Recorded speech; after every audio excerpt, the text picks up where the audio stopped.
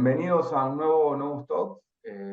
La verdad, un placer estar hoy en día con tres personas que me parece lo mejor que podemos aportar en este tiempo. Obviamente que viramos un poco de los temas tradicionales que tocamos hacia temas más políticos, basados en lo que son las campañas de hoy en día. Y lo que queremos para nuestros platapartistas es que hacerles llegar un poco las noticias y las ideas políticas que están dando vuelta y quizás explicar con gente de mucha experiencia por qué hoy en día se habla de ciertas cosas, se habla de no, y el surgimiento justamente de una nueva ideología como estamos presenciando. No quiero tardar mucho, voy a empezar a presentar a nuestros protagonistas. Por un lado tenemos a Alfonso Cornejo. Hoy en día tiene una carrera de más de 15 años en el sector publicitario y un track record en diferentes agencias, tanto nacionales como internacionales.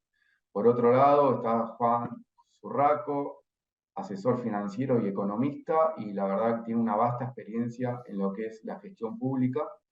También les quiero presentar a Flavia Ferrari Inchauspe, especialista en análisis de datos, que trabajó también en varios niveles, tanto sea nacional, provincial y municipal, y en varias campañas políticas. Empezaríamos hablando con Juan para que nos explique cómo la economía hoy es tan trascendental en el debate político. Bueno, muchas gracias por la invitación. Hola a todos. Sí, la verdad que llegamos a una situación en donde esta idea de que, o sea, la economía está en el centro y fracasa la casta porque viene fracasando el Estado en poder entregar estabilidad económica y un, digamos, crecimiento económico, no desde ahora, sino hace muchos años. La verdad que es difícil de explicar, pero bueno, en esta campaña en particular, mi sensación es que lo que más a la vista nos permite entender este fracaso de la casta, entre comillas, es la inflación, que es lo que más le duele a la sociedad. Le duele hace 10, 12 años, y no es casual que la Carta Orgánica en algún momento decía proteger el valor de la moneda, y se reformó en 2012, y desde 2012 empezó a pergeñarse una dinámica en donde los argentinos pierden un instituto que es parte del armado institucional. La moneda no deja de ser algo cultural de cualquier país. Eh, y me parece que eso es a partir de ese dolor que es la pérdida del peso. Bueno, el peso fue perdiendo a lo largo de estos años la función de ahorro, la función de, bueno, cuando se rompe con la emisión monetaria y se empieza a financiar el déficit, obviamente eso hace que de largo plazo el peso pierda su función de sostener el valor en el tiempo. Lo mismo que reforma de la Carta Orgánica lo decía. Después vino el modelo más financiarizado, en donde las LEVAC funcionaron de la mano del carry trade y quizás pergeniaron al peso o a la parte de la deuda del Banco Central como un instrumento de inversión y no tanto como un instrumento, digamos, de estabilidad, sino que era como un anclaje de un esquema económico. Y bueno, ahí se terminó de perder la función de ahorro porque estabas pensando si comprabas LEVAC para salir con tipo de cambio fijo y que te diera una rentabilidad en dólares. Entonces ya el ahorro en pesos ya directamente terminó de romperse. Y ahora lo que estamos discutiendo, bueno, en el gobierno de Alberto Fernández ya lo que sucede es que se pierde la unidad de cuenta del peso, porque hoy en día los alquileres están en dólares, los que tienen un departamento de más lo ponen en Airbnb y empezamos a pensar cuánto cuesta en dólares salir a comer, y todos ya empezamos a pensar en que la economía se va dolarizando. Y lo que viene de frente, la dolarización efectivamente es la pérdida del medio de pago, del peso como medio de pago. Entonces, a lo largo de estos 12 años, en resumidas cuentas, lo que termina sucediendo es que se rompe un instituto que para los argentinos, como pertenecientes a este Estado y a esta cultura, nos afecta. Entonces nos genera un dolor que nos pone ante la situación de decir, bueno, y la casta dice que se vayan todos. Un poco ese es el resumen que yo haría del cortísimo plazo de lo que viene pasando. Obviamente, esto viene más de largo, ¿no? Porque si vos mirás, desde 1970 para acá, Argentina creció mucho menos que otros países, porque siempre, viste, están los países comparables, entonces Chile, Uruguay, y hay algunos que te dicen, no, pero en realidad hay más desigualdad. Y cuando vos mirás los números bien, en realidad los Gini bajaron en Chile y Chile creció 200% entre 1960 y 2020, PBI per cápita medido en pesos en dólares constantes, mientras que Argentina creció solo 50%, Uruguay creció 170%, Colombia 200%.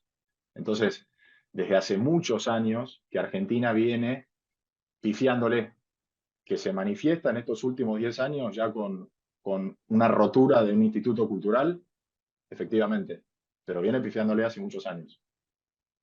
Claro, porque tuvimos de alguna manera la hiperinflación de Alfonsín y como respuesta a eso tuviste otra institución económica como fue el 1 a 1 y como respuesta a ese modelo tuviste una vuelta de un modelo que termina generando un montón de inflación y quizás ahora como respuesta a este modelo que genera mucha inflación vas a tener otro especie de 1 a 1 pero quizás incluso más duro como una dolarización. Entonces, siempre es una función de impulso-respuesta de la sociedad que va virando para un lado para el otro, pero siempre concentrado en un tema económico. Y ahí quizás estaría bueno saber qué otras propuestas, aparte de lo económico, quizás una pregunta más para Flavia, que estuvo trabajando en esto, hay en la sociedad, ¿no? O sea, ¿toda la campaña se refiere a economía o hay otro contenido en esa campaña? No sé qué opinás, Flavia. Bueno, primero gracias por este encuentro.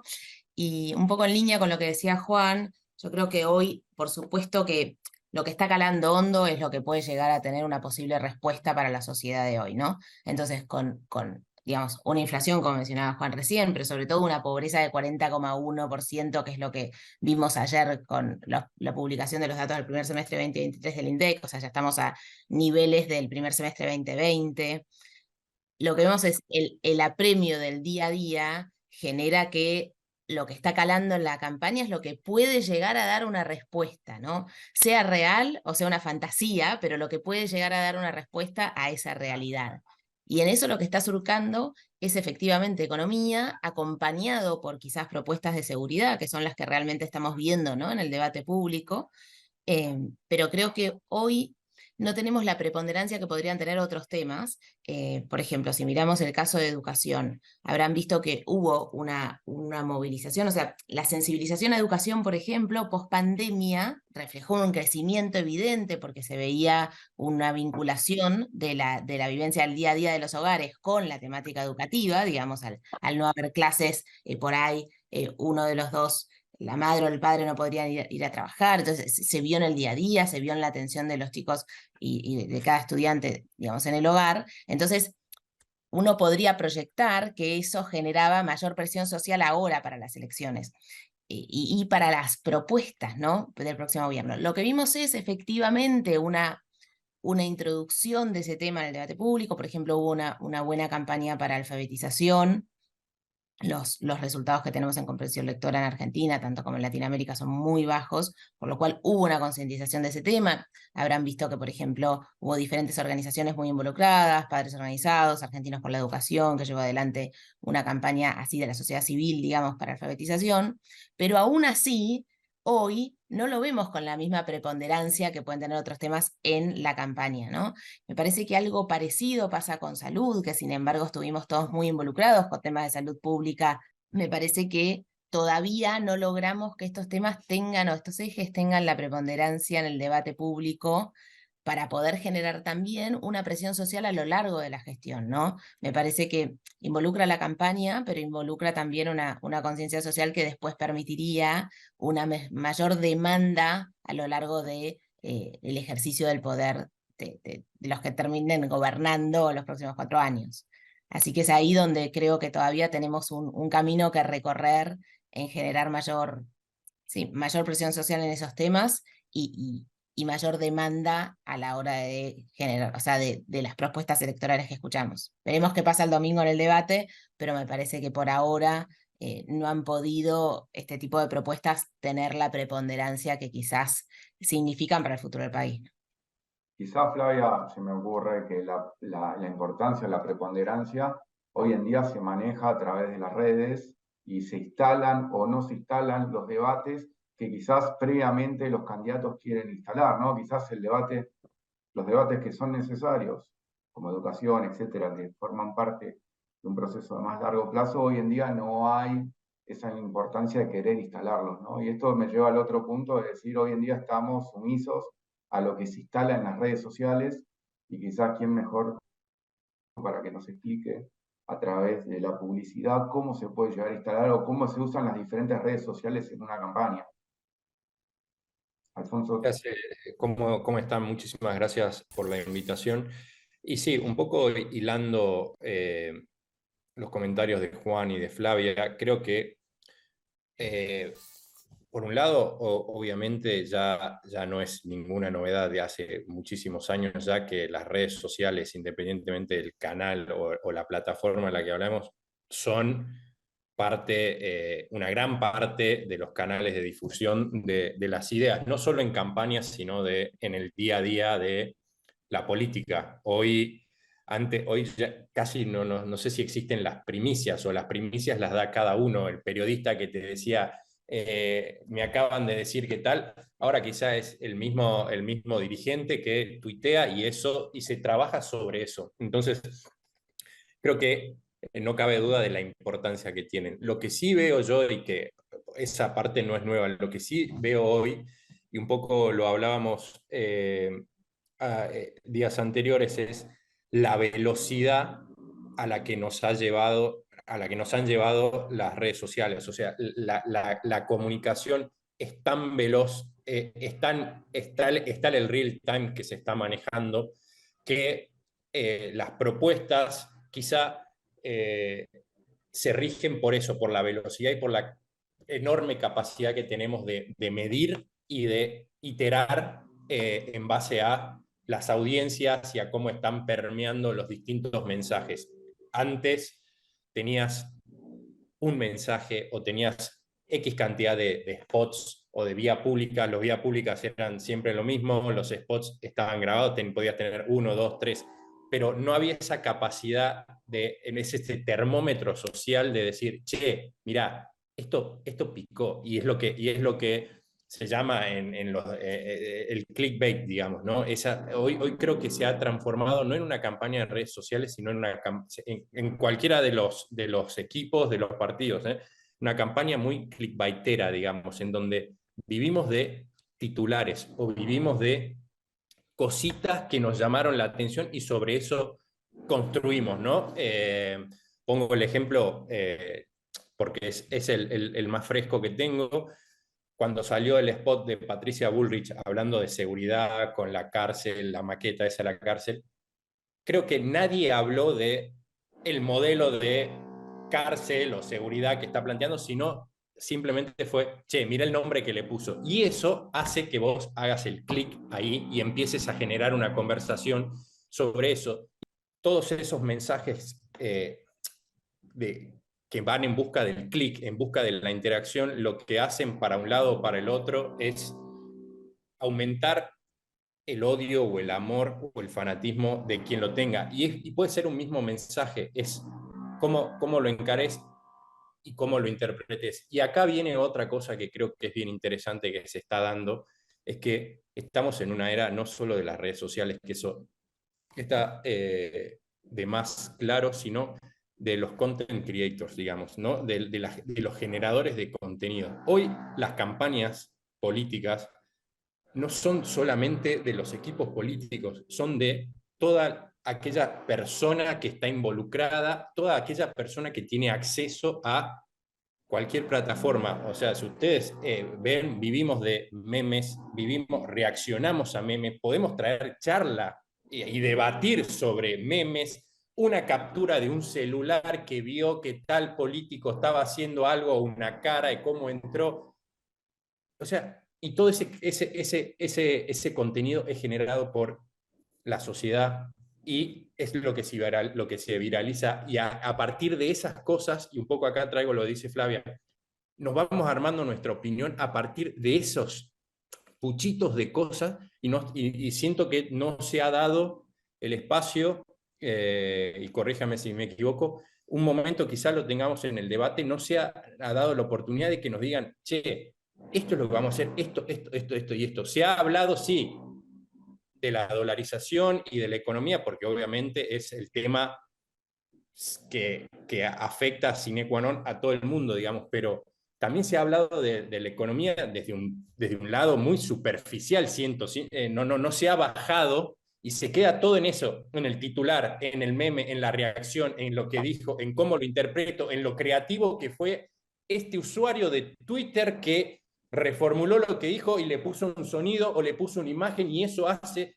Entonces, siento que hay como, por un lado es muy enriquecedor porque el mundo político ya no tiene ese absoluto control del mensaje, sino que está como muy librado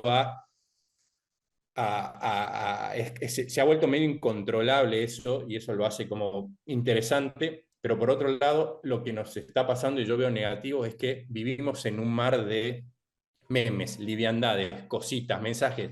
Nadie ha visto una entrevista de pe a pa, creo, de un político. Vemos el recorte, el cosito que se capturó de la tele en una entrevista, subido a TikTok. Y eso es lo que vemos y eso es lo que consumimos y eso es lo que nos está formando las opiniones, o por lo menos siento a una gran porción de la sociedad. Y eso creo que a la hora de decidir, no sé si nos da todas las herramientas reales para ir y decir, che, bueno, esto es lo correcto o esto es en lo que realmente creo y estoy convencido. Alfonso, ahí un tema sobre lo que vos nombraste. Quizás se puede medir el humor social a través de las redes, digamos. ¿Cómo se hace eso? O sea, para ir más específico, ¿qué miras? ¿La cantidad de clics? ¿Cómo se te ocurre o cómo se hace hoy en día? No soy un experto en data y analytics, pero sí obviamente se puede medir el humor social y eso es el enorme plus y beneficio que han traído las redes y todo el mundo digital, a diferencia de los medios, por así decirlo, tradicionales, en donde vos medías cuánto podías cobrar o pagar por una pauta en la televisión por el rating, que no deja de ser muy. Hoy acá tenés tal segmentación de la segmentación de la segmentación que es parte.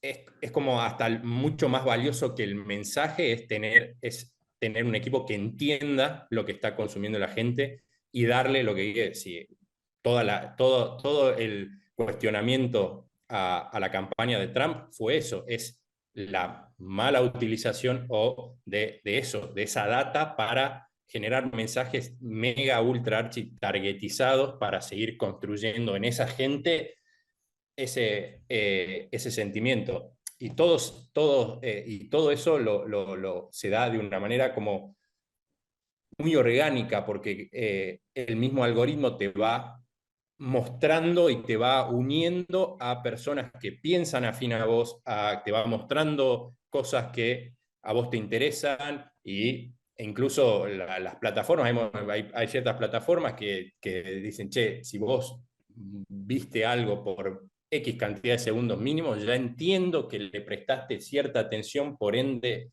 voy a traerte algo similar. Entonces, todos esos, más allá de los clics, no es solo los clics, sino el engagement, la permanencia, de dónde venís, de cómo llegaste a eso, qué hiciste con esa, pongámosle, banner, con ese posteo, hiciste clic, no hiciste clic, lo compartiste, no lo compartiste, cuánto tiempo lo tuviste al frente, cuánto tardaste en hacer el finger zapping, digamos, que es el escroleo e ir a otra cosa. Entonces, creo que hoy Data y Analytics, creo que cualquiera de los equipos que hoy estén trabajando en campaña deben tener un enorme músculo de eso, y los que mejor, creo que a los que mejor le va a ir y a los que mejor permeabilidad van a tener, no sé si son los que tienen miles de personas diseminadas por todo el país volanteando y en las esquinas como antes con la mesita, son los que manejan esto, la data y cómo pueden y cómo targetizan y hacen llegar mensajes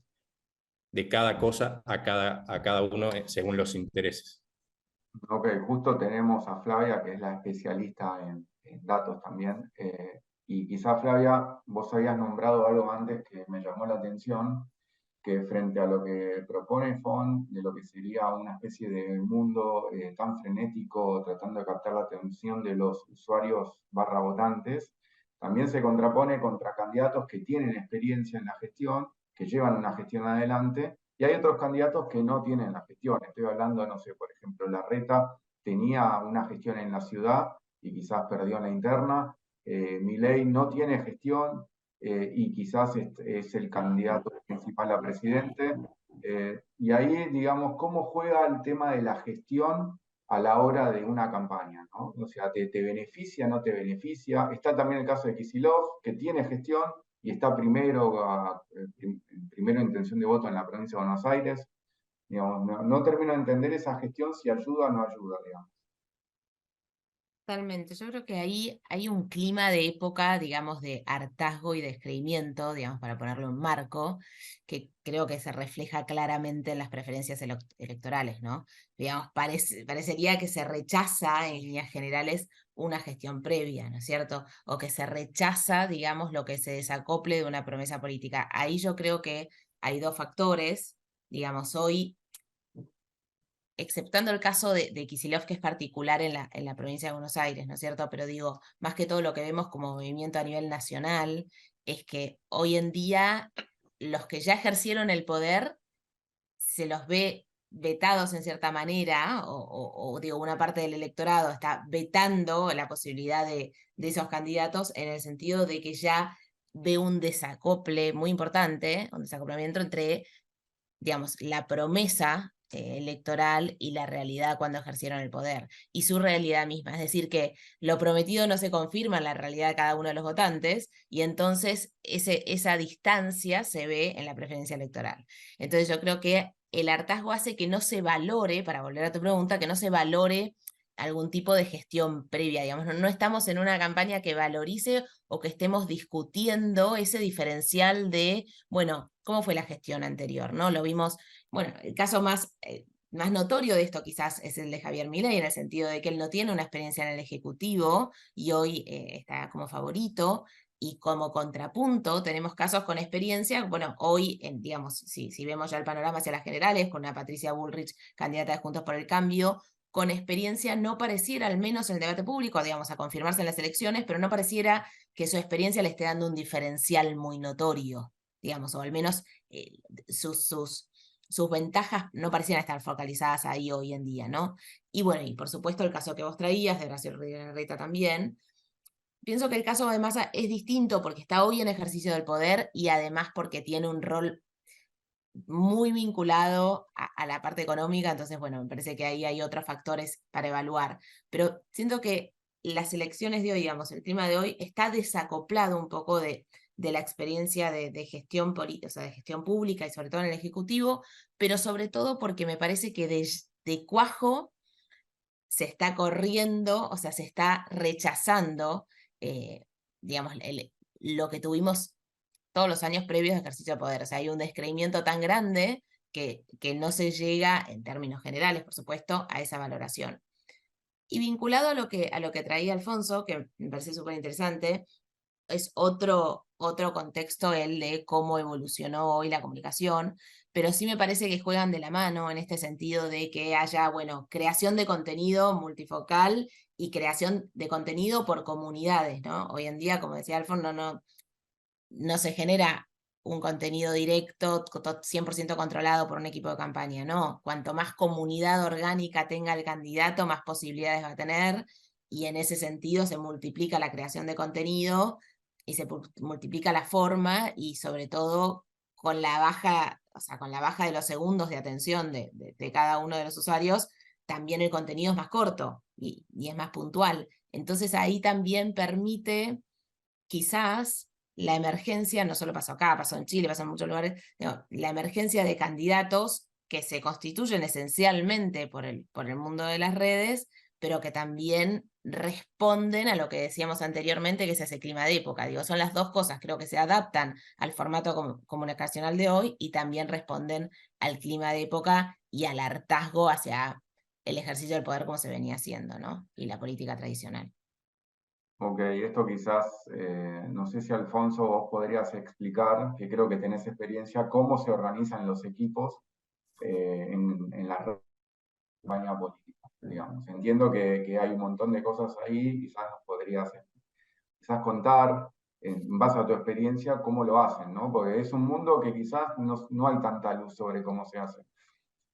Sí, yo creo que, a ver, sin tener, digamos, una cocina constante de eso, creo que obviamente tiene sus variables, digamos, pero una campaña política tiene muchas similitudes o muchos puntos de encuentro con la campaña o cualquier venta de un producto o servicio que se haga, obviamente con sus bemoles y demás.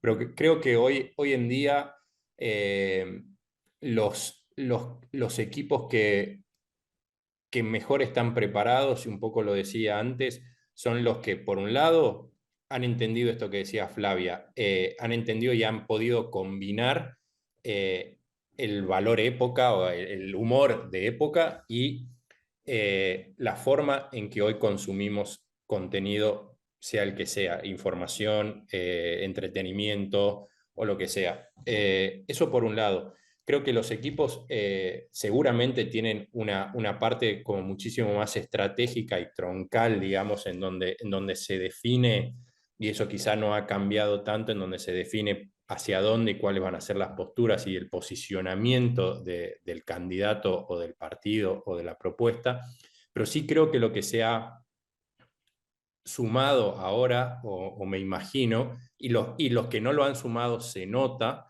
es equipos de profesionales nativos de estas nuevas plataformas, ¿no? Son esas personas y también se ve en cualquier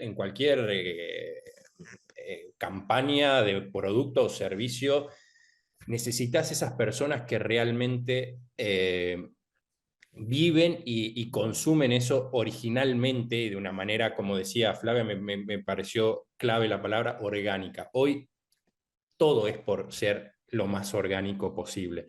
Entonces, cuando vemos que equipos traen recursos, por ejemplo, de TikTok y hacen que un político trate de emular a un chico de 16 años haciendo eso, ahí es decir, che, acá no está habiendo un entendimiento de lo que realmente pasa en esta red, hasta dónde podemos llegar, hasta dónde no, qué es oportuno que hagamos en este lugar, y se cae en el error de estar por estar, digamos, ¿no? Y entonces, de repente eso se te vuelve algo negativo, porque es como, che, estás queriendo estar, pero no me estás entendiendo, porque si me entendieses, sabrías que esto acá no se puede hacer o esto acá se hace de otra manera. Entonces creo que parte clave hoy de los equipos, más allá de estrategia, de todo, de generadores de contenidos más tradicionales que puedan bajar mensajes claves,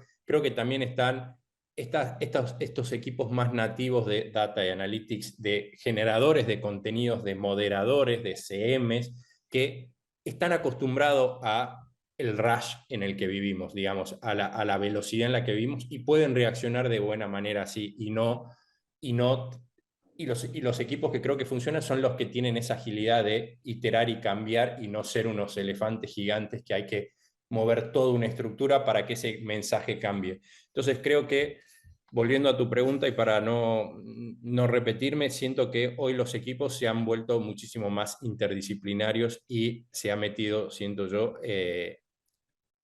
creo que lo más importante de todo es data y analytics, digamos, como el core, digamos, para después direccionar los mensajes o reformular los mensajes que ya tenemos para que performen mejor en tal sector, en tal rango etario, tal nivel socioeconómico, tal región, o lo que sea. Alfonso, hay un Hay ejemplo, algo- perdón, sí, un ejemplo de lo que estaría mal hecho fue, por ejemplo, cuando Larreta hizo el TikTok con la tabla SER, ¿no? Digamos, eso como que genera, en vez de generar aceptación, genera rechazo, digamos, no tenés nada que hacer con esto acá, ¿no? Se me Sí, ocurre eso, sí, pero quizás más eso es, ejemplos, digamos. eso es un ejemplo, quizá eso es un ejemplo más de mala ejecución, ¿no? Mala ejecución, pero sí está bueno el concepto de decir, ¿por qué queremos ponerlo mire, a Rodríguez Larreta surfando como si eso nos generara como como si entendiésemos que eso nos va a generar un vínculo con cierto rango etario o cierto tipo de gente a la que queremos llevar. Yo creo que más que nada es los ejemplos que más siento que muestran esta desconexión es cuando hay recursos, por ejemplo, en TikTok, que lo deben haber visto, o con sus hijos o sobrinos o demás, o mismo ustedes si lo consumen, es los recursos nativos de las redes como ping pong, con tal, y de repente ves a dos candidatos totalmente impostados, duros, diciendo ping pong con Patricia Bullrich, y es como, y sabes que no es su forma de actuar, sabes que eso está impostado y que están armando una pose, y creo que eso que viene de la política antigua, de la pose, del cartel riéndonos y con la mejor cara, eso se ha corrido porque las redes sociales es como todo siento muchísimo más crudo y como, che, esa no me lo creo afuera. Entonces, esa falta de originalidad y de ser orgánicos, esa carencia por lo orgánico que a veces tienen, es lo que les juega bastante en contra, siento, en este mundo de las redes, en donde todo el mundo, todas las marcas, todos los servicios abogan por ser lo más orgánico, por pasar lo más desapercibidos posible y mergear, digamos, con la audiencia de una manera lo menos forzada posible, ¿no? Y hacerse parte de las conversaciones, hacerse parte de la vida. Entonces, cuando te llegan estas cosas que como que te das cuenta que no pertenecen, se genera un efecto contrario. No es decir, che, mirá qué copado se quisieron meter acá, porque no, decís, qué ridículo. ¿Se entiende? Sí, eso quizás por ahí es un mal uso de los datos, ¿no? O sea, vos tenés mucha información, pero no sabes cómo utilizar esa información. Quizás, Flavia, que vos estuviste en varias campañas, quizás nos podés decir un poco cómo se utilizan los datos en una campaña política, digamos, ¿no? O sea, cómo se sacan, qué se usa y dónde se aplican, digamos. Sí, creo que por supuesto debe haber diferentes formas, ¿no? Y diferentes estrategias y metodologías que hoy en día se están multiplicando. Creo que hoy en día justamente hay un desafío e inclusive una inversión mayor para los equipos de campaña política en el sentido de que se complejizó la necesidad, que va desde un poco lo que hablaban antes, no tanto Fabri como Fon, de cómo se mide el humor social. Entonces, hay una parte, o sea, el equipo tiene que contemplar desde la medición, que por supuesto tiene una escucha de redes, no un correlato en redes, pero pasando por los datos, pasando por todas las necesidades que conlleva la comunicación directa, digital, digamos, yendo hasta la producción de contenido. Es muy abarcativo lo que tiene que tener hoy una campaña con una misma estrategia, con un mismo núcleo de comunicación. Entonces creo que el desafío es mayor y la necesidad de inversión también. Me parece que es un dato no menor, digamos, que lo vamos a ver, me parece más en los próximos años, pero me parece interesante tener esa nota al pie, digamos, de ir mirando qué necesidad conlleva, ¿no? Porque por ahí sube un poco la vara en términos de la complejidad del equipo que necesita un equipo de campaña para poder instalarse en la comunicación del hogar de casa, o sea, para poder llegar a los hogares, digamos, a la comunicación, al haber tantos canales y al ser tan diferenciada, se necesita realmente una estrategia mucho más sofisticada. Y en eso, por supuesto, tiene el espejo, digamos, no es ninguna novedad, pero digamos, tiene su espejo en el uso de lo que mencionaba al inicio, la segmentación, ¿no? Hoy tenemos macro y micro segmentación, o sea que se están yendo a subsegmentos en función de los intereses, y ahí me parece que, digamos, por supuesto, hay una creación de contenidos que se sabe muy bien a qué tipo de segmento puede llegar, si voy a llegar a un joven de 35 años, urbano, bueno, etcétera, etcétera. La segmentación es infinita porque uno puede seguir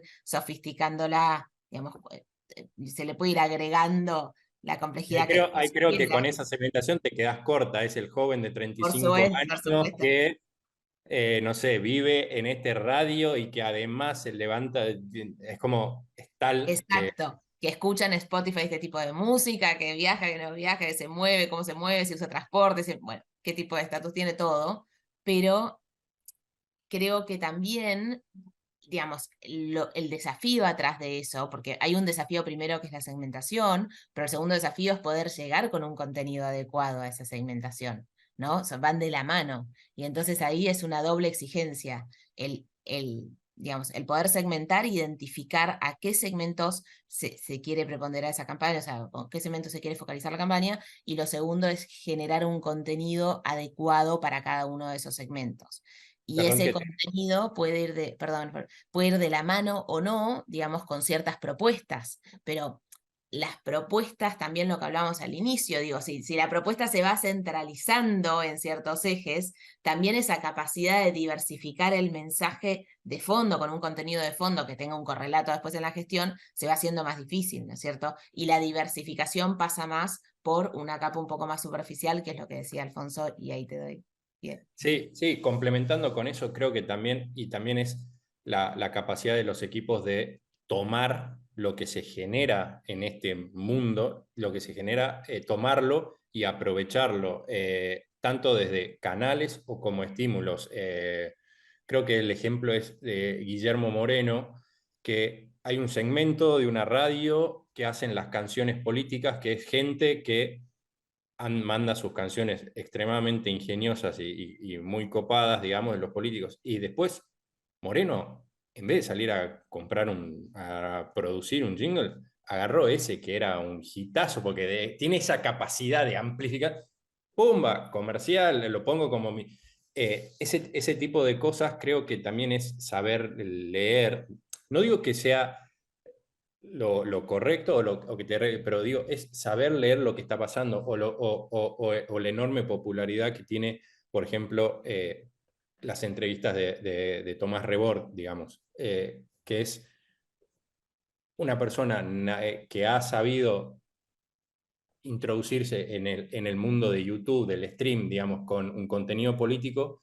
Y hoy vos ves, yo siento que todos los políticos en su agenda deben tener, che, necesito conseguir una entrevista o ir a una entrevista con él, porque me abre las puertas a un montón de gente que quizá de otra manera, con mis herramientas o con mi persona, a las que no puedo llegar, a las que no puedo permear. Entonces, es tratar también de entender esos nuevos partners, esos nuevos medios y cómo las personas se vuelven ahora hoy también medios, ¿no? Tienes todo este mundo del influencer o del que te genera eso. Volviendo a ese tema, digamos, en el uso de datos se puede utilizar para beneficio propio o para atacar a tu oponente, ¿no? Entonces, también la utilización de esos datos, la forma de mostrar esos datos, también hace que se generen fake news, todo de una forma hecha a propósito para dañar al otro y quitarle votos y que esos votos vengan hacia vos. Entonces, el efecto de estos fake news es desinformar a la gente, ¿no? De alguna manera atiborrar de información para que esa persona no sepa ya qué creer. Y hoy en día pasa mucho con muchos temas y se ve claramente las estrategias de varios partidos atacando a un oponente en particular porque quiere los votos o quiere captar votos de ese oponente. Entonces, ¿cómo se utiliza el tema de las fake news? Y no sé si Alfonso, vos que tenés experiencia en esto, nos puedes dar una especie de guía de quién hace las fake news, cómo se utilizan los datos para poder hacer esas fake news, a dónde se dirigen las fake news, eh, digamos, porque digamos, se nota que hay un clima el clima de época que habla Flavia es un clima de época donde hay un exceso de información, ¿no? Hoy en día abro el celular y tengo muchos canales por el cual me entra la información. Hace un Sí, tiempo hubo un intento del gobierno de hacer una página que te chequee, te valide si esa información es falsa o no, y digamos, y eso hoy en día ya no sirve, ¿no? Cada uno quizás quiere creer lo que quiere creer. ¿Cómo se instala la fake news o la desinformación? Hay experiencias de eso, ¿eh? El gobierno de Israel lo tiene, por ejemplo. sí, yo ¿Algún creo que tema? en la parte más técnica, creo que Flavia puede tener muchísimo más herramientas, pero creo que lo que sí es importante es que, y vuelvo a esta sobrecarga o sobre oferta que tenemos hoy de estímulos y de medios de comunicación y de contenido, que siento que las fake news en política han existido siempre, ¿no? El agravio válido o no, real o no, de un político a otro. Pero creo que hoy en día eso es exponencial porque se viraliza y se expande a una velocidad tal que se vuelve realmente un issue. Y por otro lado, vuelvo a esto de los micro contenidos o de los baits, digamos. Siento que se puede sacar una frase de contexto o un quote de hace años o lo que sea, y se lo pone ahí. Y como la gente está acostumbrada por su nivel de atención y demás a consumir eso y no indagar y quizá, che, no, me voy a ver la entrevista entera o voy y se queda con eso. Entonces, hay tal cantidad de información que se hace muy difícil. Y en el medio, obviamente, hay un montón de mecanismos. Y eso que hoy 2023, estamos en los pañales a nivel de la inteligencia artificial. Lo que puede llegar a generarse de fake news y de cosas que no sabes a dónde está el límite de acá en adelante, es algo que me imagino que va a ser un problema, o va a haber que, de alguna manera, controlarlo, porque sí, ya todo va a ser verosímil, digamos. Entonces, creo que yo, desde mi punto de vista, veo que, ¿por qué siento que funcionan las fake news? Porque hoy no hay no hay un ánimo, digamos, y un interés en analizar, digamos, nada profundamente, porque tu flow de vida, digamos, es consumir el contenido, pum, pum, pum, de todos lados, y eso hace que muchísimas cosas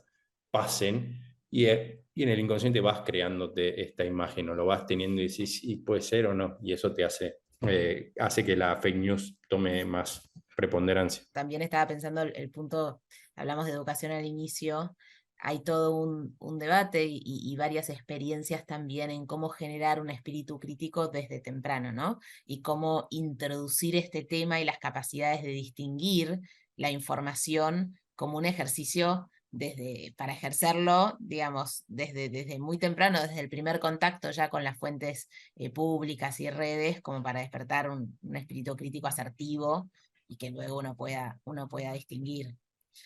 Me parece que todavía queda mucho para analizar en este plano y vamos a seguir indagando, y también todavía creo que no sabemos qué preponderancia va a tener el plano legal. Hoy en día no lo tiene tanto, pero digo, también pienso que en ese sentido también se puede sofisticar para adelante. Ok, quizás le podemos preguntar a Juan, que es economista. Hoy en día el debate de campaña es la economía, ¿no? Y seguramente dentro de este debate que vivimos los argentinos va a estar lleno de cosas que son fake news o de cosas que no son tan reales como parece ser los candidatos quieren mostrar, ¿no? Que estoy hablando de los tres espacios, ¿no? Cuando uno escucha los tres espacios, entiende que no sé si es todo verdad lo que me están diciendo.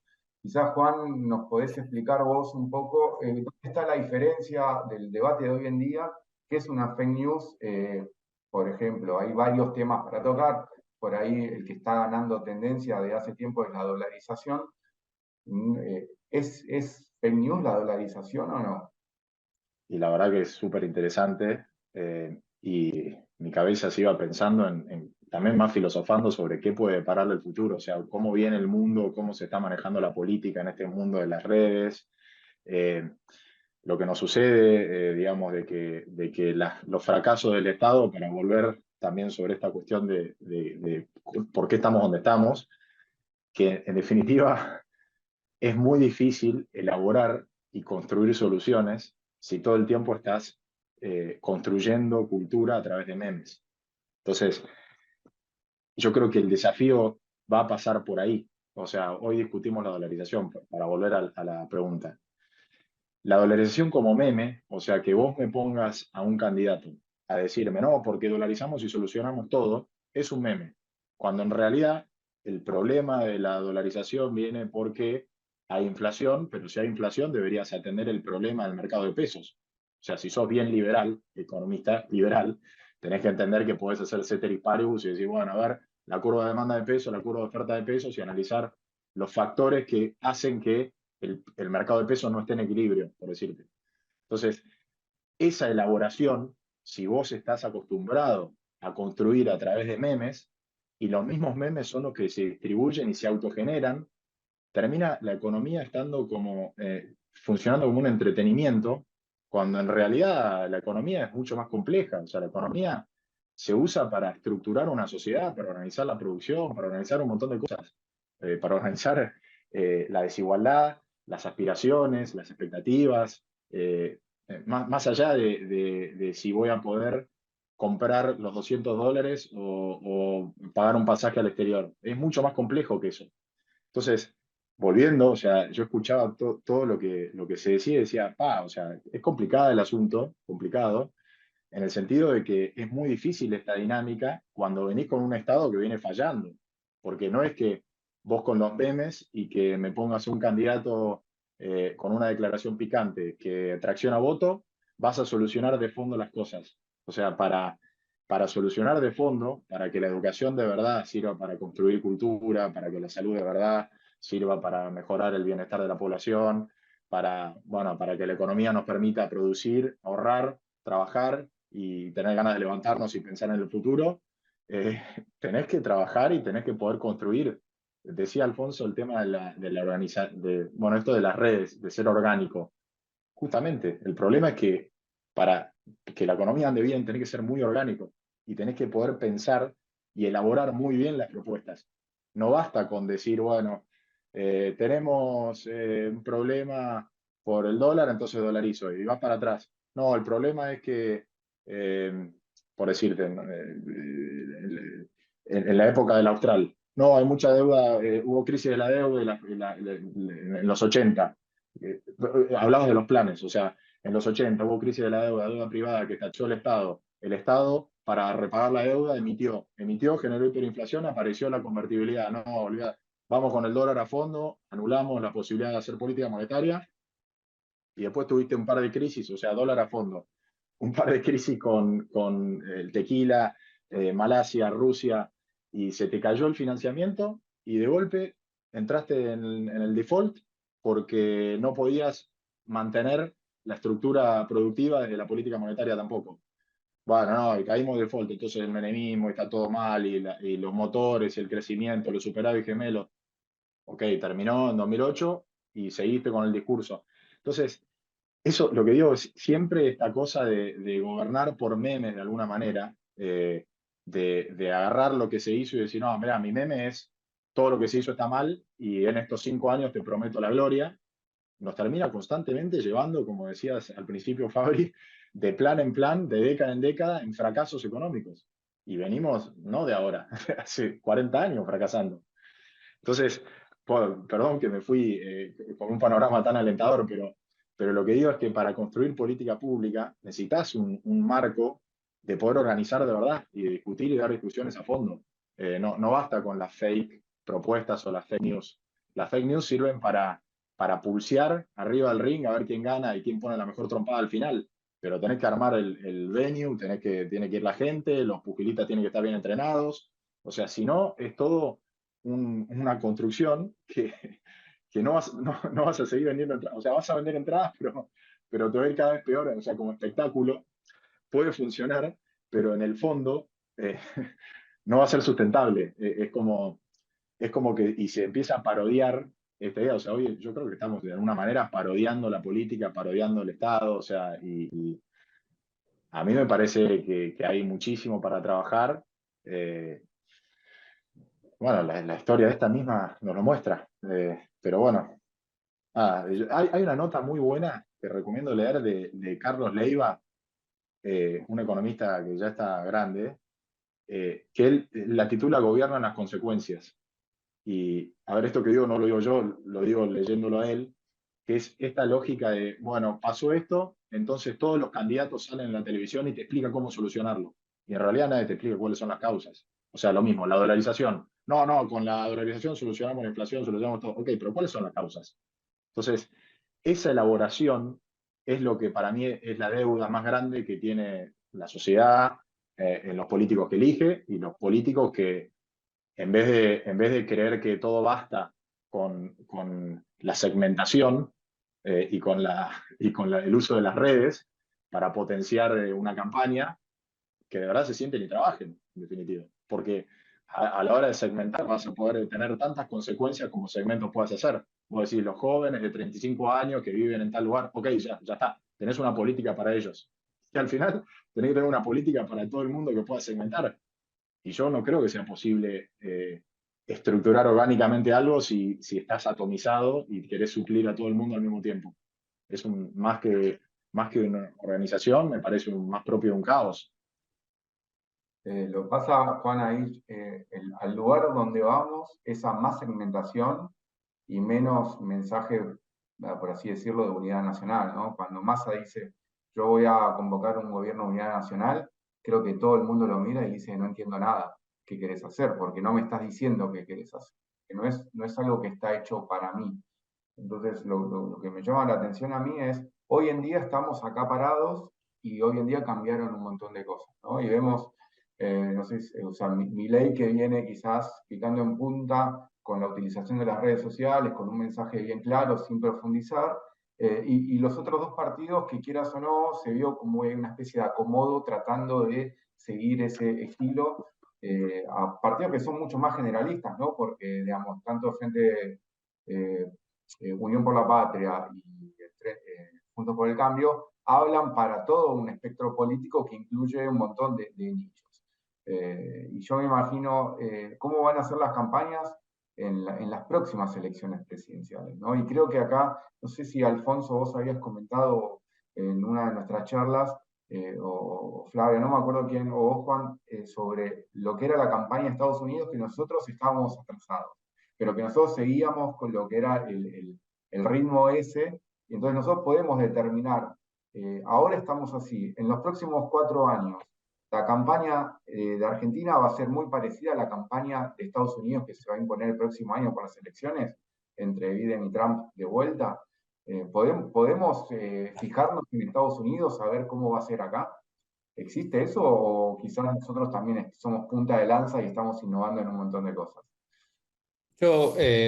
Yo creo que obviamente vamos a ser reactivos, digamos, a muchísimas cosas que ocurran, podamos llamarlas más o menos o equivocamente best practices, digamos, o cosas, o do's and don'ts, digamos, pero obviamente entiendo que tomar algo de realidades tan diferentes, digamos, y tratar de, como decía Juan, o como venimos remarcando, de una manera tan poco orgánica y como agarrar como el template, digamos, y ponerle, decir, esto así, funcionó allá, funciona acá, yo creo que de ninguna manera eso es factible, digamos, porque hay una complejidad a nivel país, a nivel cultural, de región y de situación que no lo hace posible, pero sí siento que vamos a tomar, y no solamente de las campañas que vengan, de la comunicación en general, digamos, de la innovación tecnológica, de los nuevos formatos. ¿Quién te dice, digamos, no se sabe si quizá en 4 años TikTok ya no exista más o Instagram no exista más? Y la verdad que no se ponga un peso, como decía Flavia, la inversión no vaya por ahí, vaya por Twitch. Y vos decís, bueno, o vaya por otros nuevos canales o lo que sea. Yo coincido, digamos, con Juan en este tema de que, y lo decía al principio, de que no hay una profundidad, digamos, en lo que se está planteando, pero siento, digamos, que hay que encontrar, digamos, desde el ámbito político, esa capacidad para poder lograr con los recursos, con las herramientas que tenemos hoy, con el mood comunicacional que hay hoy, poder dar mensajes claves o mensajes que realmente sean lógicos, porque siento que desconectarnos de esa realidad, del mundo en el que vivimos hoy, digamos, comunicacionalmente, puede ser un error, por más de que sintamos que no es lo más apropiado para plantear una causa a fondo y demás, pero creo que los que les va a ir mejor son los que tengan esa capacidad de linkearte, de traerte, y una vez que te tengan, que tengan tu atención, sí, y acá coincido 100% con Juan, y eso es lo que más miedo me da, es, ok, tengo tu atención, ¿y ahora qué te digo?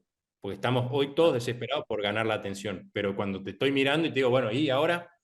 Y ahí siento en que todos se están haciendo como bastante agua desde distintos lados.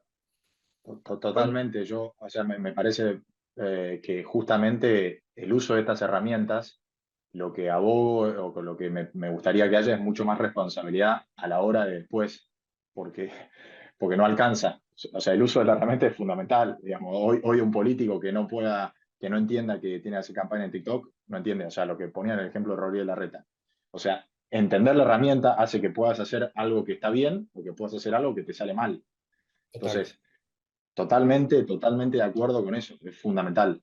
Eh, Sí, es como ese efecto de desilusión que te puede pasar, les debe haber pasado a cualquiera con un titular de diario, es el impactante o el sorprendente mensaje que tal le dijo a tal, y cuando entras, porque sí, bueno, a ver qué pasó, es como nada, se cruzaron y dijeron, hola, ¿cómo andás? Y es como, te agarraron, te captaron, pero después el nivel de desilusión, el nivel es mucho, y te genera un efecto negativo, lo mismo que cuando vivimos hoy todos de las reviews, digamos, cuando te dicen, che, esta película, esta serie está buenísima, lo vieron 150.000 millones de personas, y vos vas con un mindset, y cuando no es, el efecto ni siquiera es neutral, es, che, mis ilusiones y esto me desilusionó. Entonces creo que hay que tener bastante responsabilidad, como dice Juan, porque, ok, estamos generando como muchísimos espejitos de decir, vengan, vengan, vengan, vengan, vengan, ¿y qué vamos a hacer cuando estén?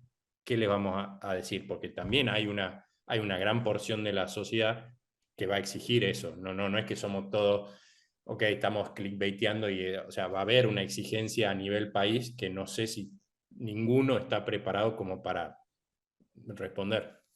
yo me acuerdo, perdón, Flavia.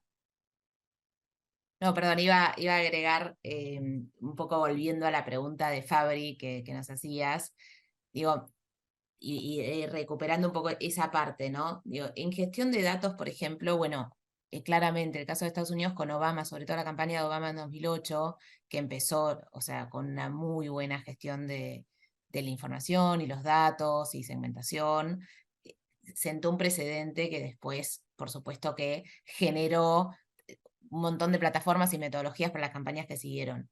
Pero respecto a la pregunta que nos hacía, si seguimos o no, yo creo que o sea, si seguimos en otros ejemplos o si somos creadores, yo creo que la multiplicidad de formatos hace que la creatividad y la innovación tengan un lugar preponderante, y nosotros somos muy buenos en eso, somos creativos, somos innovadores, también tenemos buena tecnología, o sea, esto es un poco parafraseando a Santi Siri, pero digo, hay una tecnología interesante en Argentina, hay empresas de nicho buenas, tenemos buenos programadores, y en ese sentido creo que sí es un aporte diferencial el que hacemos en ese plano, y se nota con respecto a otras campañas, por ejemplo, en Latinoamérica.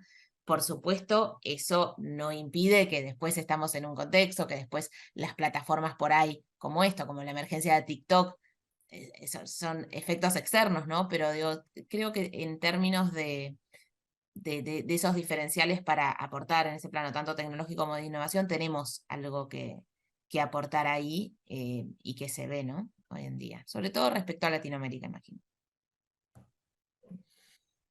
Mencionabas Latinoamérica, Flavia, y siempre el ejemplo de Boric me llama la atención, ¿no? Sacando a Bolsonaro, que me parece que es algo bastante también común por ahí con Milei, el ejemplo de Boric es un personaje de izquierda, como digamos, en Chile, digamos, sería como algo raro, que pudo ganar una elección basado en quizás un cambio en las preferencias de la gente, como decía Juan antes, que hay una especie de péndulo donde la gente se va de un lado al otro, ¿no? Y quizás, yo no sé si a los chilenos les importaba tanto que sea de izquierda o de derecha Boric. Me parece que el personaje en sí ganó la elección. Entonces ahí el delivery después, entiendo que de la opinión pública chilena, tuvo un delivery bastante malo el presidente, ¿no? De los que se esperaba que haga, no pudo hacerlo. o hizo cosas no, quizás en mucha menor medida, o los cambios que se querían que se produzcan no se produjeron. Y quizás ahí, según lo que decía Alfonso, era por ahí Chile puede servir de base para entender cuando alguien promete y después no cumple, cómo se comporta ese electorado. Y cómo se comporta ese electorado es que de vuelta se va al otro péndulo, ¿no? Porque en Chile ahora seguramente creo que tuvieron elecciones intermedias y perdió la izquierda, ¿sí? Y se volvieron de vuelta a todos a la derecha. Y ahí el punto llamativo es, quizás vamos en las próximas elecciones, va a ser mantener la base de votantes que vos tuviste independientemente de tu gestión, ¿no? Y ahí venía el punto de Flavia, ¿no? ¿Cuán importante es la gestión o no? Y aparentemente se desconectó la gestión de la intención de voto. Y si yo después tengo una gestión que no va de acuerdo a lo que yo voté, quizás el trabajo de las redes sociales y de la gente que se le va a contratar es, che, no importa la gestión que vos tengas, me vas a votar igual, como pasa ahora con Massa, un ministro de Economía que tiene una inflación de 150%, y la gente lo vota igual. Le va a decir, che, pero la gestión es malísima, pero no importa. Yo te puedo vender a través de las redes sociales cuáles son tus preferencias en este mismo candidato. Y por ahí veamos eso, ¿no? Candidatos eternos o candidatos que emergen, ¿sí? Y que se mantienen independientemente de lo que hagan, ¿no? O sea, hay un mundo virtual que te dan a vos lo que vos querés consumir y que te validan a vos. ¿No? Ya no se trata de validar al candidato, sino de validar al que consume la data. Porque si yo consumí algo que es malo, aunque después me hacen creer que en realidad es malo por culpa de otro, pero que en realidad yo voté bien, quizás el trabajo que se viene en las próximas campañas es mantener a esos candidatos. Quizás veamos a Milei por mucho más tiempo, a Massa por mucho más tiempo, a Patricia por mucho más tiempo, ¿no? Tratando cada uno de decir, te fue mal, pero en realidad no te fue mal. Como cuando compras unas zapatillas y el valor de esa zapatilla no está en la performance de la zapatilla, sino está en lo que los demás opinen de ese producto. Y acá quizás vamos a lo mismo, ¿no? Ya no importa la performance. Yo no, lo que uno toma como algo específico para esta época, que vos decís es un cambio de época, eso específico es lo que se viene para después, va a ser lo normal, ¿no? Ya va a haber un total, si mi ley no cumple con la dolarización, yo le pregunto a los tres, ¿va a ser un problema para mi ley? Yo creo que sí, yo creo que sí. Para Yo su creo que sí, credibilidad como político, sí. yo creo que sí, hasta el punto en donde ese problema se vaya diluyendo y surja otro o encuentre otro caballo de batalla para embanderar y que sea ya quizá con conocimiento de cancha y que le pueda dar esa victoria. Y ahí sí, hilo con lo que decís vos, Fabri, quizá después en su próxima campaña, quizá no sea su caballito de batalla esto, pero sí esto que logré y entonces te sigo machacando con eso y se va como se va moldando y te va mostrando lo que a vos te sigue validando, y me pareció muy bueno eso que dijiste, te sigue validando a vos como votante correcto, como habiendo tomado la decisión correcta, diciendo, che, bueno, ojo, quizás, y lo vemos con Massa hoy, che, eso que decimos, che, quizás este ministro de Economía, no, estamos por las nubes la inflación, pero mira esto que entonces no le erré tanto, y es como que ahí seguís como, es como algo indulgente para vos mismo. Para mí con una diferencia fundamental de que una de las banderas de él es la anticasta. Entonces, para él no cumplir y formar parte de la casta, le va a ser difícil salir de ese lugar.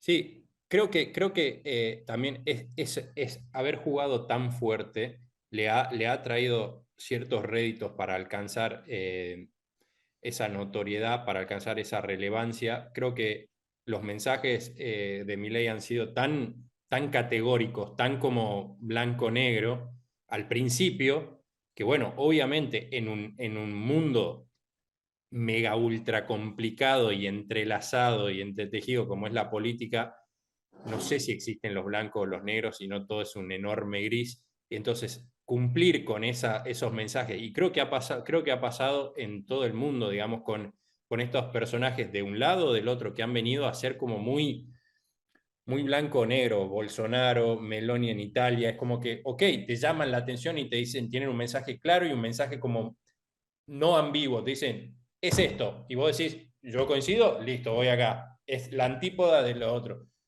Los otros partidos siento que han estado como, y hoy buscan, siguen balanceándose ahí entre, che, muestro esta cuestión de orden y dureza, pero también soy una persona que consciente de esto. Y entonces creo que esa tibieza les ha jugado en contra en estas primarias, pero creo que Milei se ha metido en una camisa de 11 varas a la hora de estar a la altura de eso tan categórico que ha prometido, porque si no, va a pasarle eso que decís, Juan, che, el outcome de eso, si no es como él lo piensa, va a ser, caíste en lo mismo, fuiste parte, o sea, te comió eso a lo que trataste de huirle. Para mí lo interesante de la campaña de Chile que vos traías ese ejemplo es sobre todo el tercer candidato, que fue Franco Parisi. Franco Parisi no pisó Chile en la campaña, y digo, tiene mucho que ver con nuestra charla hoy, con la preponderancia de las redes. Sacó 13 puntos sin tener presencia física en el país, lo cual es totalmente novedoso en nuestros sistemas políticos, digamos, y me parece que de ese caso que vos traías, y en relación a lo que hablamos, y en relación a bueno, los cambios en los formatos comunicacionales, la diversidad que hay hoy y cómo se instala a través de las redes, bueno, ese caso es paradigmático, ¿no? Aunque, digamos, no sea el candidato ganador, pero, digamos, sacar 13 puntos sin pisar el país es muy sorprendente y, bueno, es un claro ejemplo, ¿no? Digamos, cómo se está reorganizando la parte comunicacional hoy en las campañas electorales. No sabía ese caso, pero me parece interesante, digamos. Y quizás vamos a, no sé, ir un tema, ¿no? El metaverso, ¿no? Ya salieron, hay 2 empresas que hacen anteojos para metaverso, seguramente vaya a haber más. Me imagino una campaña política con el metaverso de por medio, que quizás incluso el candidato físicamente no sea tan importante como, ¿no? Sino que a vos te vendan el candidato del cual vos preferís, digamos, vos preferís un candidato rubio de ojos celestes, quizás te vendan ese candidato con una plataforma, ¿sí? Y quizás después a otra persona de otro nicho le vendan otro candidato con la misma plataforma. Y que la plataforma sea un partido X que quiere, ¿no? Determinar atacando diferentes nichos. Y ahí me parece que puede ser la clave en los próximos años, ¿no? Digamos, ¿es tan importante el candidato o el candidato es una imagen de gente que está atrás, que utiliza nada más una pantalla para vender a ese nicho? Por ejemplo, en el mundo existe el terraplanismo. Digamos, no hay nada más evidente de equivocación, que están equivocados de acuerdo a la ciencia, lo que es un mundo plano. Sin embargo, hay gente que sigue creyendo a pesar de toda la evidencia. Ese es un nicho, ¿sí? Es un nicho que la gente se autovalida en sí misma, ¿sí? Sí, continuando la creencia y encuentra un lugar una forma de ser o un lugar de pertenencia. ¿Sí? Quizás vayamos en las próximas elecciones, vayamos a eso, ¿no? Yo pertenezco al partido tal, con un candidato que no importa cómo es, me lo van a vender como yo creo que me lo venden, ¿sí? Digamos. Y ahí lo que les digo es, quizás vamos a un mundo donde la validación sea lo que busca la gente, ¿sí? Manejada por redes sociales o por las Y redes que que uno ya es hoy, ya es un mundo regido por la validación, no es por azar, digamos, que muchísimas plataformas han tenido que o sacar likes o esos medidores por los efectos negativos que generan esa constante validación y el vivir para el like o la validación del otro. Eso ya creo que está, puede que se exacerbe. Me meto en el tema de ustedes de comunicación y media y plataformas, pero sí, o sea, vos decías, Alfonso, sobre que cada uno crea su realidad. En definitiva, cuando creas un meme, estás creando un mensaje, estás creando contenido y creas una realidad. Y es web 2.0 y el metaverso es web 3.0. O sea, Fabri, posiblemente se venga sobre el web 3.0 alguna nueva creación de realidad de política, sin duda. Pero para mí el problema es que, yendo al ejemplo del terraplanismo, vos no podés gobernar y hacer una política creyendo que la Tierra es plana. O sea, no habría ningún loco que arme política en ese sentido.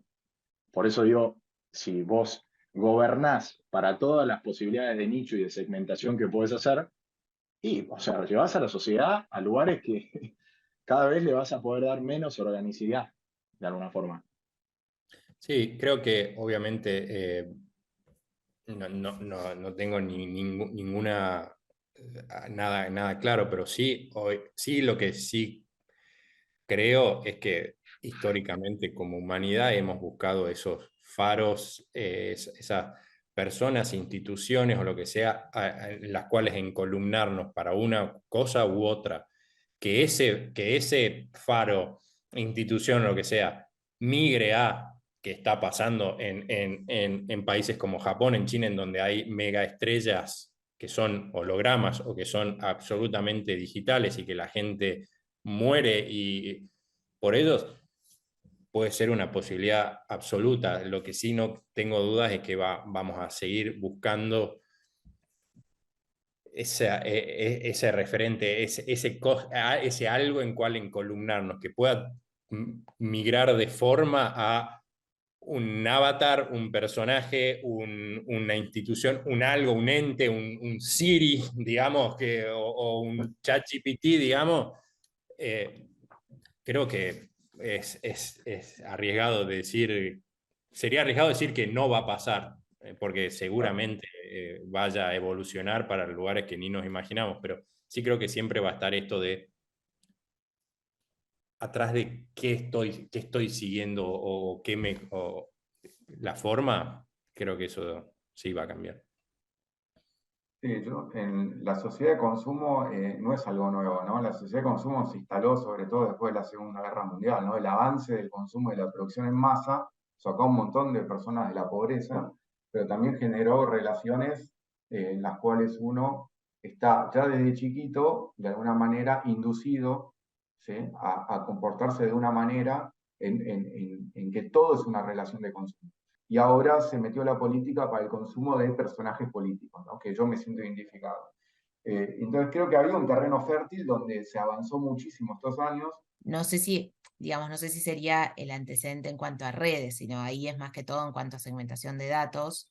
Y después en cuanto a redes sí es interesante ver, digamos, cómo fueron en cada campaña, cómo se va migrando de una a otra, cómo va preponderando en esto de que es muy dinámico y que se necesitan equipos muy dinámicos que puedan captar, un poco como decía Alfonso al principio, que puedan captar cuál es la herramienta adecuada ahora y cuáles son los actores que pueden consonar con esa herramienta realmente con el mensaje que va ahí, ¿no?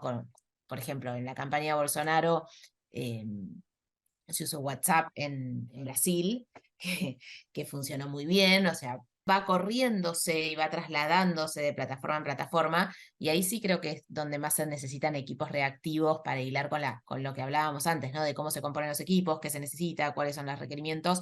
Creo que ahí ese dinamismo y que sea consonante el equipo con la herramienta que ahí Alfonso traía el caso hoy de Javier Milei con profesionales muy jóvenes, digamos, nativos digitales que efectivamente están, digamos, consonando con las diferentes herramientas que se están usando y por supuesto esas herramientas tienen un consumo heterogéneo, un consumo distinto según las edades. Entonces en ese plano sí, también hay que considerarlo en todas las ramas, ¿no? Tanto en el equipo como en la producción de contenido, como en el consumo posterior, que sea adecuado y que sea consonante. Creo.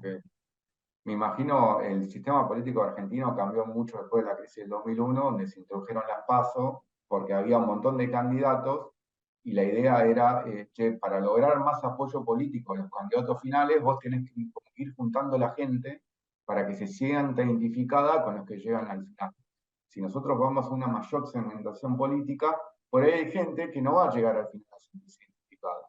Y lo que va a aumentar es el ausentismo o el voto en blanco. Y eso quizá es lo que estamos viendo en esta elección, ¿no? En esta elección va a ser récord en lo que es el voto en blanco, ¿no? O el ausentismo en las elecciones. Y cuando uno ve los países más desarrollados, mucha menos gente va a votar. ¿Sí? El involucramiento en la política cada vez es menor. Quizás porque está tan segmentada la sociedad que a mí ya no me representa. Argentina lo trató de arreglar haciendo unas PASO, ¿sí? Que son criticadas porque se pierden tiempo, pero el objetivo de las PASO es tratar de determinar qué gente va con tal candidato, ¿no? Para que vos no pase eso. Y aún así yo creo que seguimos yendo hacia un extremo en donde las próximas elecciones va a aumentar todavía más el ausentismo porque sigue aumentando la segmentación en la sociedad con toda la tecnología. Entonces, en ese punto, ¿cómo se puede salvar la participación política? Porque este proceso de segmentación es imparable, digamos. Sí, ahí yo creo que juegan varias cosas. Primero está el tema de la obligatoriedad con respecto a otros países que, digamos, nosotros la tenemos hoy en día, digamos, menos visible, pero sí la tenemos, digamos, con diferenciación de otros países. Y ahí creo que personalmente, digo, creo que el ausentismo responde más a un descreimiento versus la política, a un hartazgo y un comportamiento, y también fue un mensaje en las elecciones tanto jurisdiccionales como en las PASO. Vamos a ver ahora en la primera vuelta. Creo que responde sobre todo al descreimiento, ¿no? La segmentación hoy en día de la comunicación, no sé si eventualmente, o sea, habría que evaluar si está ligada o no. Personalmente, de vuelta, creo que tiene mucho que ver con este hartazgo, con esta canalización de la antipolítica, con esta canalización también de un mensaje de malestar generalizado y de una vivencia al día a día tan difícil. Entonces creo que viene más por ahí, de la mano, ¿no? Con un voto, bueno, digamos, con el voto a Javier Milei, pero creo que ese es un mensaje del ausentismo hoy en día. No sé si Sí, Juan coincide. sin Yo coincido.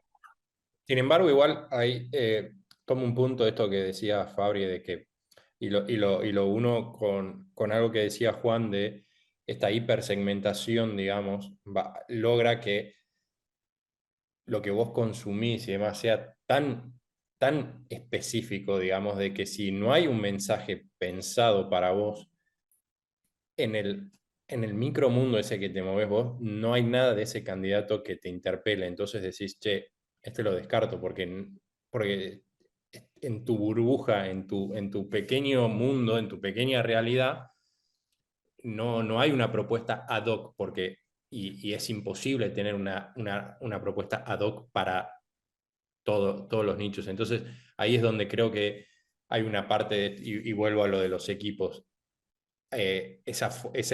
más allá de toda esta orquestación, digamos, de canales, redes y demás, tiene que haber también un plan, una bajada clara, estratégica de mensajes como madre, digamos, que pueda ser lo más permeable posible y pueda abarcar por lo menos algo genérico que interpele a todo el mundo, porque sí creo que lo que está pasando con esa segmentación, más allá de obviamente todo el hartazgo que hay, eh, es que de repente no a esa persona hipersegmentada, bla, bla, bla, no le entran las balas correctas, digamos, ¿se entiende? No le entran los mensajes correctos porque no los hay, o no están pensados.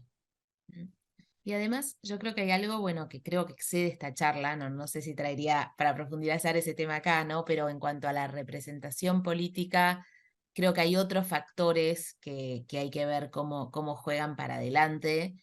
Hay una hipótesis que dice, bueno, estas elecciones también han buscado personas que muestren más lo genuino, ¿no? Que se muestren de una manera. Entonces ahí también deja entrever una beta para adelante, que de vuelta, me parece que no es tanto para esta charla, pero para tenerlo ahí como monitoreando, de ver, por ahí hay algo de lo genuino justamente que se va a contraponer a un poco a ir a lo hipertecnologizado, o por ahí va de la mano, pero me parece que algo de, entre comillas, sí, algo de esa parte que tiene que ver con lo actitudinal y lo característico, puede llegar a también tener su lugar para adelante. Pero de vuelta, me parece que no es tanto para esta charla, pero imagino que incluso eso va a ir de la mano con la comunicación como su camino parece indicarlo, de vuelta, sí, con estrategias de segmentación muy adecuadas, con un tiempo optimizado del usuario porque le llega el mensaje que realmente le interesa, y entonces ahí ya se siente como identificado más rápido. Digo, también ahí hay un tema de optimización de ese tiempo.